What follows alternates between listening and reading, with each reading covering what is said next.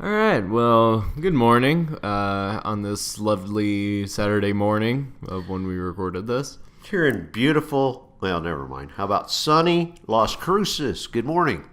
My name is Gus Sanchez, And I'm Ed Sanchez. and we're your hosts of the Generation Gap podcast. Now, forgive us for the previous week as we kind of had some technical difficulties with an episode we recorded. Only one of us had that difficulty. But that means that I own the show because I do the most work for it. But You're welcome to take all the profits, Gus. the 2 cents we'll make, and that'll be my own 2 cents, which is worse. But yeah, so we're back. Like I said, we had some technical difficulties last week that prevented us to put out an episode. But we're back today with a new one, and hopefully this one will be interesting, to say the least. Why don't you take the reps on introducing this one, Dad? That sounds good, Gus. You know, originally I was going to call this gun control, is what we were going to talk on, and still can, but my preference is to call it the rights we have as Americans to own guns. Okay. Okay, so you know that's a hot debate in our country right now. You've got folks that want us to go out there and chop our guns up and make us criminals if we own them, and you have that going on, and then you also have other folks out on the other side that maybe they think it's okay for us to own automatic weapons. So there's the spread, like everything, kind of like the generation gap. The gap we're talking about is huge these days, and what people could think about firearms, and you know, there's a movement with the youth, and the youth are out there today and yesterday. Based on the tragic shootings that have happened in this country in schools, and the youth are out there marching and out there trying to get our legislation changed to where maybe the Second Amendment is changed, and so with that said, you know, I think we just launched straight in, and I guess where I'm going to start, Gus, and then I'll hand it to you. Yeah. Is you know, the youth are marching against guns right now, but why don't they march for school buses with seat belts? I think there's, and not to be unsensitive, of course, but I think there's more youth that are killed in school buses that don't have seat belts as of yet than there are by mass shootings in schools. But that's where I'm starting. You're a student, Gus. You're a senior in high school. You probably have a viewpoint and opinion that I'm pretty interested in hearing. All right. Well, is that your handoff to me? Yeah, that's a handoff, Gus. Okay. Take the ball, would you? Yeah, sorry. All right. Well, I mean, I completely understand that point. Personally, from, you know, my perspective, I'm not entirely anti-gun, but also I'm not entirely supportive, because kind of taking your, not really a cheap shot, but kind of taking your way of thinking things, of being one way or the other. I don't think that there's a right in any of this situation, but I definitely think people are wrong at some points, and I think people need to, rather than stick to their guns and think that they're the baddest person alive, need to wake up and realize that there are actual situations. In the case of such shootings, in the wake of the idea that we should arm teachers to prevent school shootings, that is an awful idea. And the reason why I say that is because to go through that amount of training and to provide a teacher with firearms and ammunition, those could go to having, for a teacher to have a thing of 200 sheets of paper so they can copy assignments for 30 students in a public school. Understood, especially coming from poor school districts like we have here in New Mexico. That the cost would Yeah. be astronomical, and to some point, I totally agree with that, Gus. Yeah, I find that people, I think just, my argument throughout most of this is going to be more of like, I think people just need to realize what they're saying and what's coming out of their mouth about a lot of these things, because it's easy to say these things. That's the difference. It's easy for politicians to just say, let's just arm teachers. That'll solve the situation. I'd hate to break it to a politician, but I doubt that any of those people have been in a public school since, I don't know, maybe they're like, since they were in public school as a child. And I mean, let's face it, most of those guys are in their 30s. You're not going to find a congressman that's in his 20s. I mean, No, truly. you're right, Gus, and most of those folks are way beyond that. Yeah. We've got those folks that not picking at any individual, but like an Orrin Hatch. It's like, forget about it. They were shooting muskets when this kid was in school. Yeah, I mean, that's exactly what it is. I mean, it's like, it's been so long for people to even be considered. I mean, if you took even just a congressman that's in his 40s and he's going off of what he remembers high school as, he doesn't remember jack shit. I mean, that's anything he experienced in high school is not even close to what it's like living now. And that includes things like, I mean, the threat of mass shooting and bombings. I mean, yeah, maybe there's the threat of like thermonuclear war, but I mean, that's kind of on a different scale now.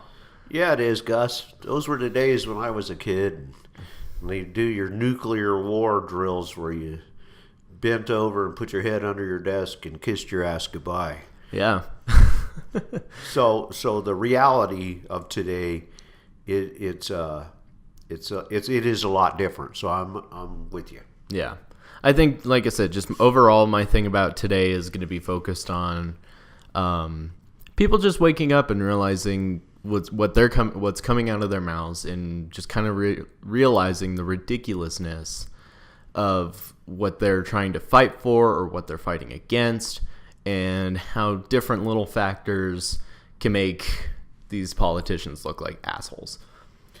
Understood, Gus. That's a topic we could do the entire show on, of course. But let's talk about guns just a little bit in general. I mean, I think our family are all shooters, and shoot targets. Yes, we shoot targets. By the way, yes, yeah, paper targets out in the desert. No people. I promise. Good point taken, Gus. Yep. But you know what? It's been a form of recreation that I personally have enjoyed for over 50 years, and something that you grew up with, right? That your sisters grew up and around with, and still indulge in. It is a form of recreation. Yeah, we live in the West. I know that maybe a lot more people might shoot out here. Maybe not. I always thought people in the East might enjoy bowling more. But that being said, when you read about the knee-jerk reactions that take place after a shooting, the knee-jerk reactions are let's get rid of your assault arms, your assault weapons, your AR-15s, your AR-10s, or as some of the left like to say, let's get rid of some of your AR-17s. And never mind, that's a joke. And yeah, sorry, we had to clarify that was a joke because you didn't hear me laughing. No, and we can't hear you guys laughing. So yeah, no doubt. So anyway, it is a form of recreation. It's something that we grew up with, and it is. I mean, and I'm not going to just grab the Second Amendment. I've read the Second Amendment multiple times, like last night. Oh yeah, in preparation for this, and I'm not going to reach out there, but it is a fundamental right that is ours as Americans. Right. And so I hate the term gun control, but there is gun legislation out there that is in place and has been in place for a long time, and so So does it work? Well, apparently not real well. But on the other hand, what legislation does? I recently read an article about what it takes to get a gun in Mexico, and after you do their background check, which includes your finances, which was pretty weird to me. So you go through this extensive background check, including your standing in your community, etc. And if you do get a permit to get a gun, there's a state-run gun store in Mexico City. There's one gun store in Mexico City. Wow. But you go down to Famous Dave's in El Paso, and you can hear the bullets flying across the river. So everybody's got a gun, right? So if yes, you have to have rules. Yes, you have to have laws. But yes, you also have to recognize there will always be outlaws. Right. Well, let me ask you this, Dad. Because I'm pretty sure all of us have kind of heard that argument of like, yes, there is legislation, or yes, there is laws, but if they don't work, why do you think people just kind of give up on it? Because we tend to just, because there are limitations on what you can do in terms of, or what you can and can't have in terms of guns. That's just a known fact. But when those things kind of fall through, or they don't go the way they should, why do you think people just kind of go, well, it's the law, we can't do anything about it? Like, why do people just choose to just say, well, we can't do anything about it, rather than fight it? Here's a thought, Gus. I think that America's run by emotion now to some degree, and so when saying that, never? Huh? When is it never? Yeah, it's true. That's true. My history buff just came out. I was like, what about when John Adams was like, hey, no one criticize me or I'll put you in prison? Well, understood. Yeah. Understood. So that being said, here's a thought. It's like Columbine happens, and you have this huge media blitz. Mm-hmm. Okay? And that's all the talk is. Gun control, gun control, gun control. How are we going to change this? How are we going to change this? And then something else happens. And then there's another huge media blitz, and they forgot the last one.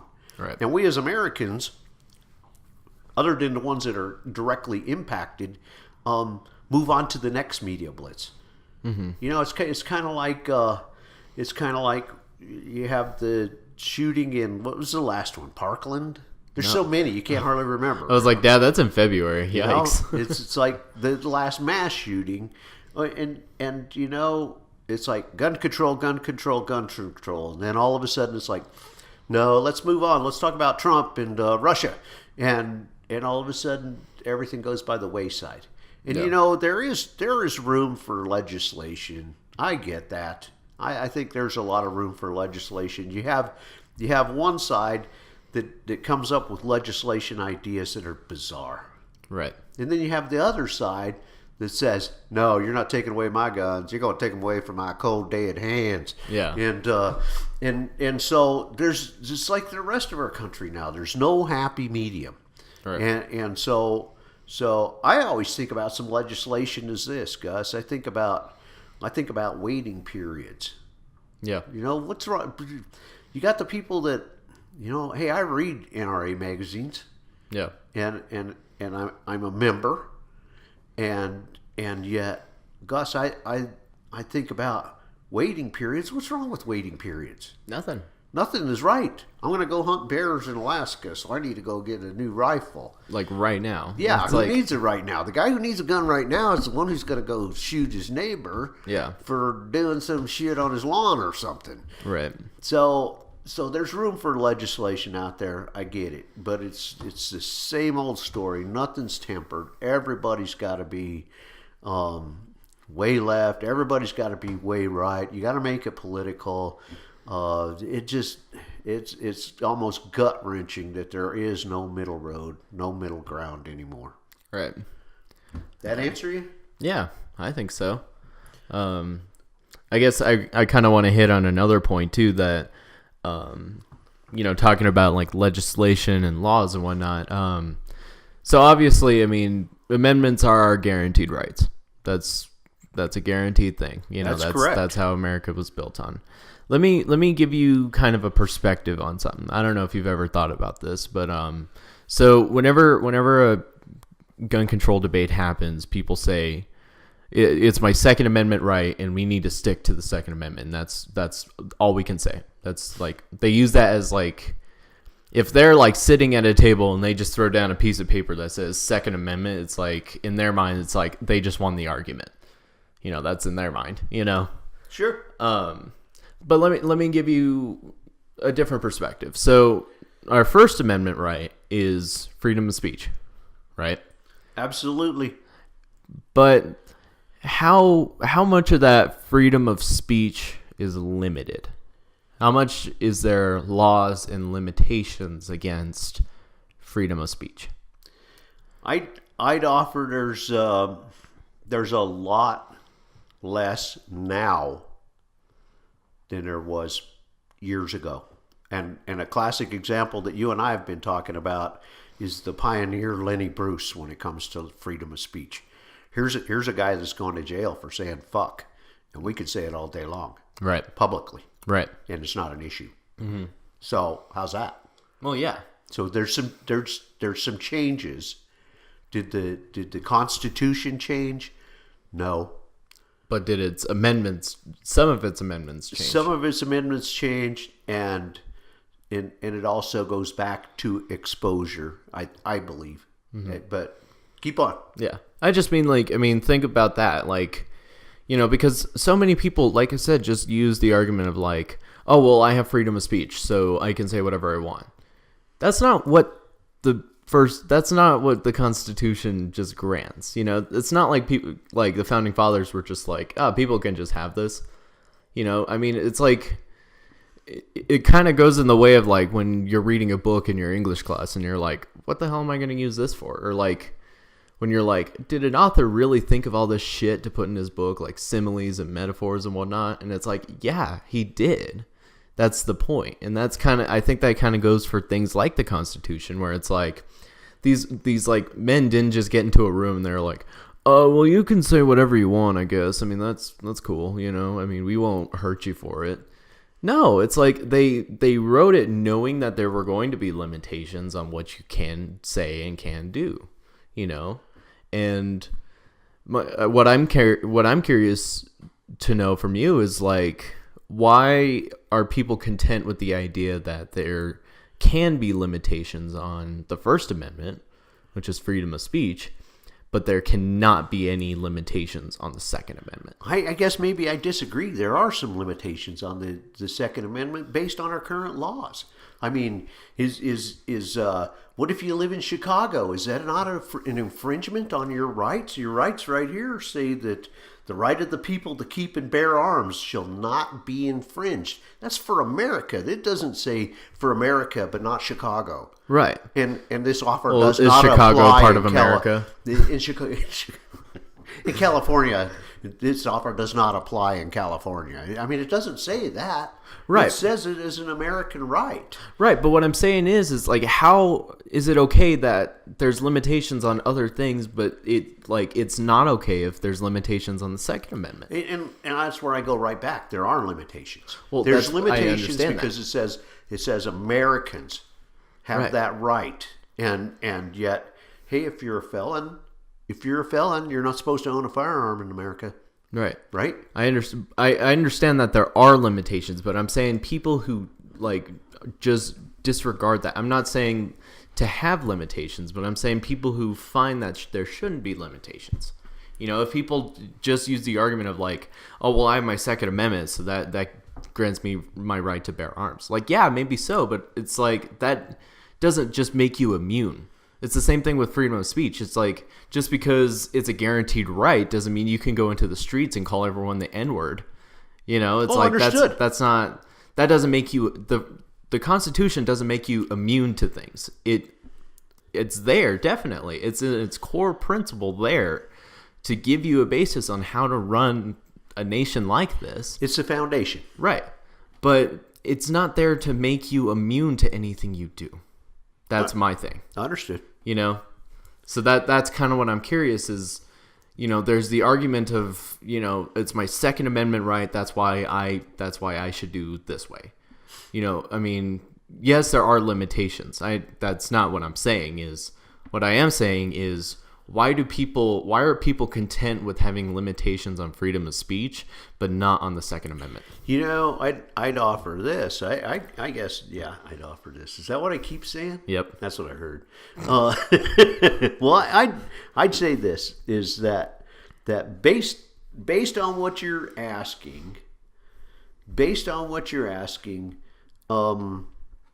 where else do you have to draw from when people start talking about gun control? What do you mean? What else do you have to draw from? I mean, what are you going to say?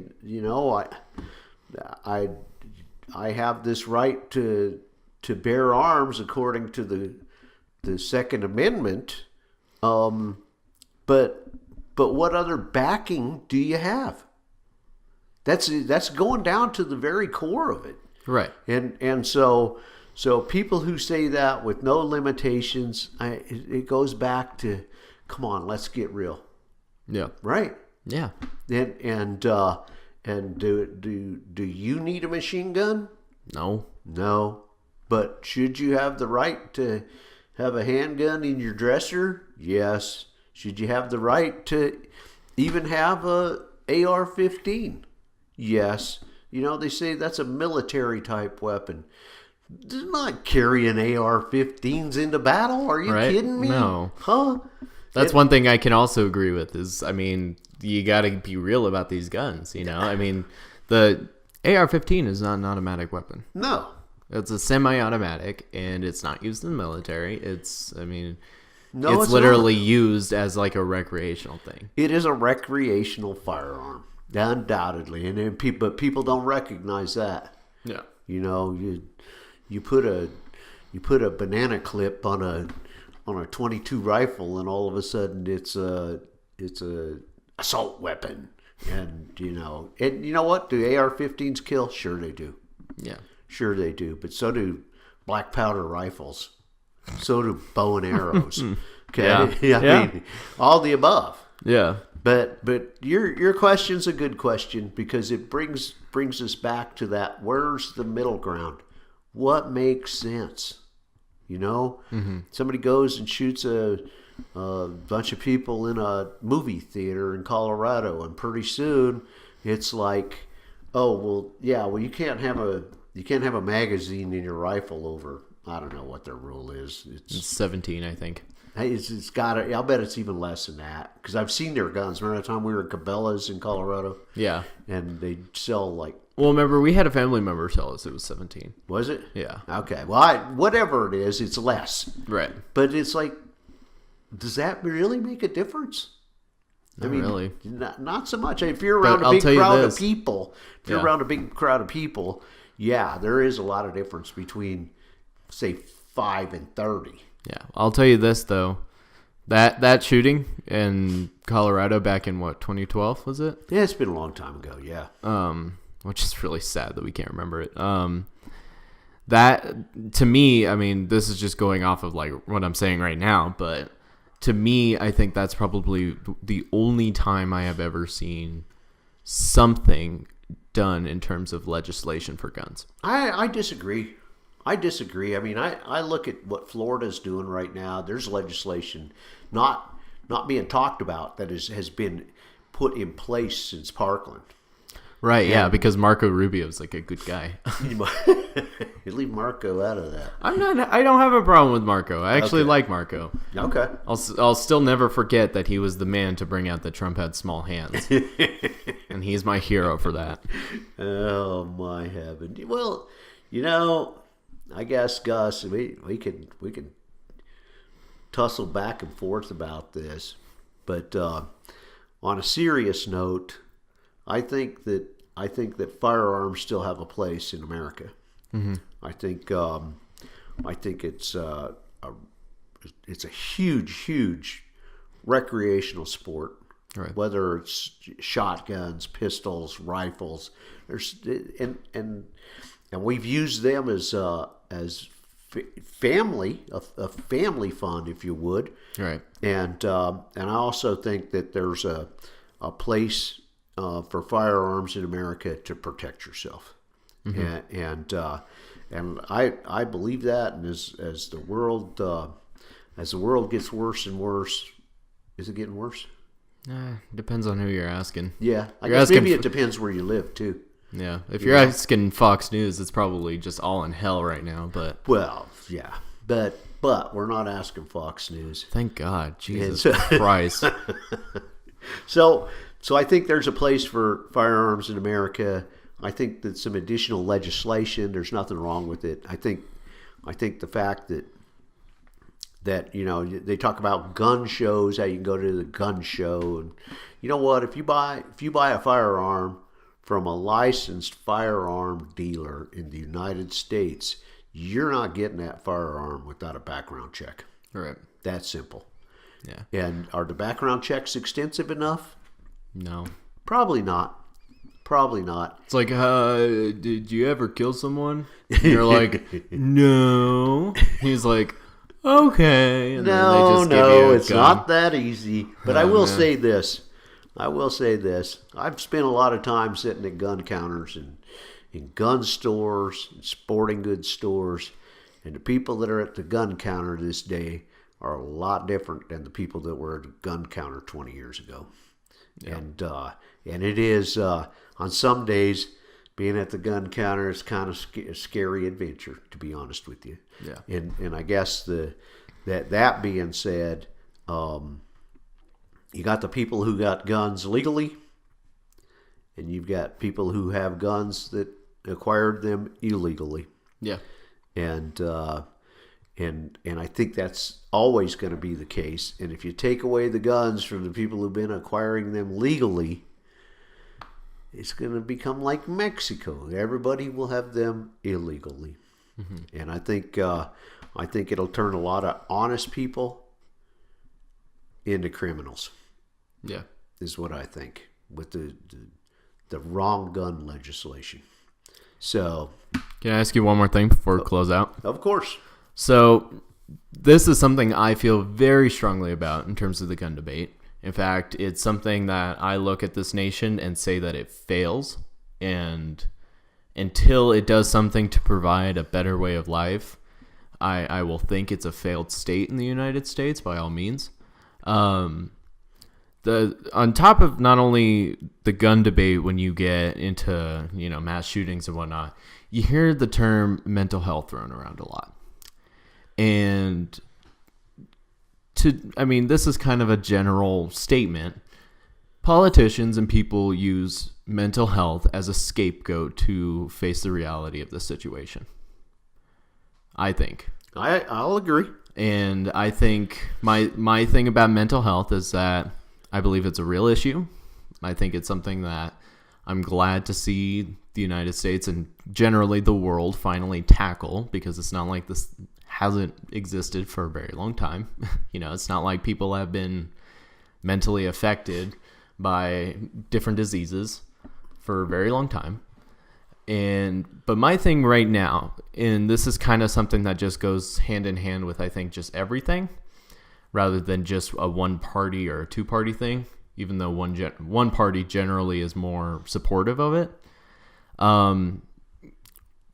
Why is it that we can say that people who have mental health issues are the reason that go out and commit mass shootings? And I'm not saying I disagree or agree with that, but why do we continue to say that these people are deranged or have mental health problems and we refuse to help them?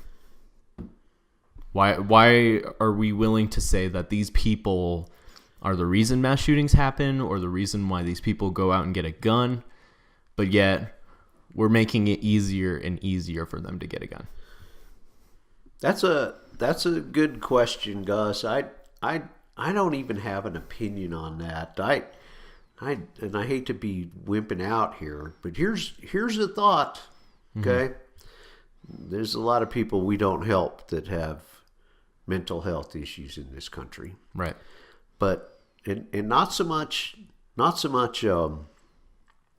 in the mass shootings in the schools and the But just ones in that are general. highly publicized. But I got to tell you, this has been an issue for probably forever.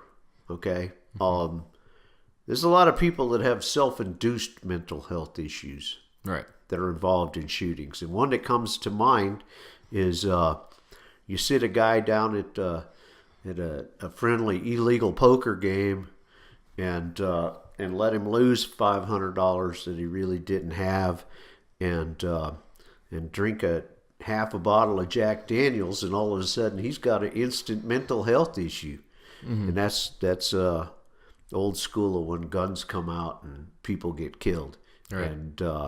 and so I think about those things, and I think about the poor individuals that have mental health issues that aren't self-induced.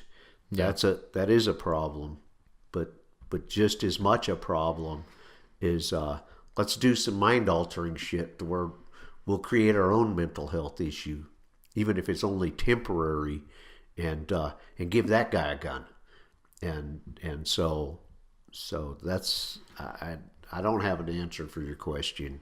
That's just a thought. Yeah, no, I respect that, and the only reason why I brought it up was because I'm bringing back from 2017 something that I was kind of frustrated about, and you guys gave me shit for it because it was in the first month and a half of Trump's presidency. But it was back in 2017 when in February when President Trump, kind of under the deal, revoked, or he turned back an Obama era regulation that made it difficult for people with mental health history or a history of like issues with mental health to purchase a gun. And that's something I kind of feel very strongly about, because it's like, if we continue to kind of use these people as scapegoats, we just made it easier for them, I think. I guess I don't remember that, Gus, and having seen the background check questionnaire, that's a question that's still on that questionnaire. Right. And I mean, is it enough to stop someone? No. It's like, it's like, are you crazy? No. Yeah. Right? Yeah. Because even if the Fed had records, excuse me, even if the Fed had access to records, to check your medical background, yeah, I don't see it being a play. And not only that, you don't want the Fed to have access to your medical records. right. But that's a whole different topic. Yeah. Well, this one, what this rule what this was, it added, so it was people who were receiving social security checks because of their mental health issues. It added those people to the unfit list of buying firearms, which I personally, I don't think it's any invasion on anybody's individuality, but it shows, it's another kind of step in saying, this person, because the thing is, right now, like, not only am I like a very big supporter of, people who have mental health issues, like you said, a lot of it is self-induced. And some of them, there are some people that will just plead mental health issues, but are just downright stupid. It's like I don't know if you read about the lady recently, but there's a lady who was taking care of a child, and she hung this 16-month-old by a noose. And luckily it was still alive, thankfully, surprisingly. But she basically, when she was trying to, so she was caught by some guy who kept hearing screaming, obviously from a child being hanged. And this lady took off with the child, ran away. She ran into, I think, 4 different cars, just totaled them. And she hit a bicyclist. And I don't remember exactly what else she did. I think she stood on like one of the bridges that was in the town that she lived in. And she pled mental health issues. And she got 10 years of probation. I got you. So, there's a lot of things. There are a lot of instances in which people can say, oh, it's mental health. But it's really someone that had the ability to do something and basically get away with it because they claim mental health. And I mean, for me, it's like, that's very frustrating because that's not mental health. That is someone who is stupid. That is someone who downright does not deserve, for one, to be a parent, but also to be a decent human being. And with something like this rule that showed on paper that someone has mental health by showing that they were getting social services checks. Yeah. Yeah, I'm not aware of that. This is the first I've ever heard of that, to be honest with you. Like I said, it went under the table back in February of last year. And I remember this because when I read about it, I was furious. And not to be mean, but everyone in this household was picking fun of me at it. I was probably busy eating, didn't notice. Yeah, totally. No, I'm sorry. I'm fine. not aware of that. No, it's fine. It's just, those are, like I said, it's just those little things. That's the whole point of the show is we notice things that are very different from who we are, Sure we do. And so it's like, for me, it's like I recognize the social awareness, because it's like I go to high school right now. I'm a teenager in this life. I know what it's like to live on both the end of a threat of a gun as well as at the end of a trigger. I know what both lives are like. Sure. And so it's like, it's little things like this law that I'm like, this could have helped us out so much. Oh, completely. And think about how many mass shootings we've already been like, well, mental health issues. But let's face it. We haven't done shit for mental health. We haven't. No, if anything, what we've done for mental health is allowing people who have those issues to get a gun. Yeah, I understand totally. I think I'm with you. I think that it's a core issue that is going to, and I hate to say it, but it's going to happen again and again, right, and again and again, and at the end of the day. At the end of the day, things aren't going to change. Things will change, little its and bits here, like no bump stocks. It's like, well, yeah, why not no bump stocks? Right. There's no point for them. Either you're qualified and should own a automatic weapon, or you're not. But no, here, let me take this semi-automatic weapon and convert it to where it acts like an automatic weapon for like $39. No, you can't get it at Walmart, but yeah, you can get them on the web. Yeah. And how ignorant is that? How long ago did Las Vegas happen? Yeah. A year ago? Over a year ago? And yet here you could still buy a bump stock? There's some fundamental issues that are tied to this, and yet, hey, let's talk about Russia now. Right? All right. Let's change the subject. Actually, I was going to say let's go shooting, but oh well. Yeah. Well, thank you for. I'll let you close this out, buddy. All right. Well, that's been the episode of the Generation Gap podcast.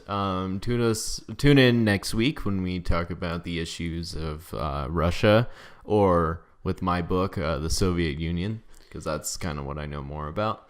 But what's so funny is when in my U.S. history class, I knew more about the Soviet Union during the period of the Cold War than what was going on in the United States. At the time? Yeah. Isn't that kind of sad? Oh, well, it's where your interests are. Yeah. Right? Yeah.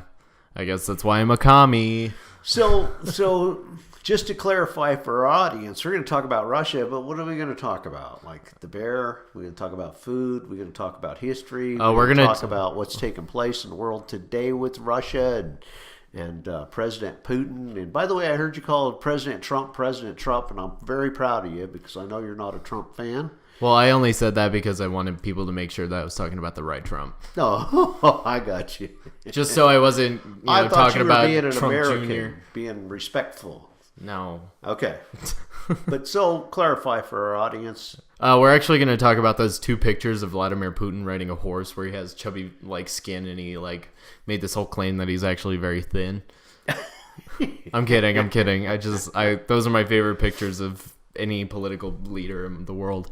But no, so we're going to be kind of talking, I mean, I would say not only cuz I'll be talking about the history of Russia because that's, my strong point. But more focused, we're going to be talking about the influence of the Russian Federation, how it's affected not only the lives of Americans in this year or the last 2 years, but also where it's affected them for most of its existence, and why I would say what things are going on right now are kind of scary. Wouldn't you agree? I'd agree, Gus, and I'll see if I can't read all the Russian history books that I have on my bookshelf. Oh, you'll never outmatch me. It's okay. You don't have to try it. I've watched The Death of Stalin with Steve Buscemi about 12 times. Okay, well, it's been fun. Yeah. And don't forget, get your firearms today. Don't forget to subscribe to the Generation Gap podcast. Undoubtedly. Have a great week, folks, and we'll see y'all next week. Have a good one.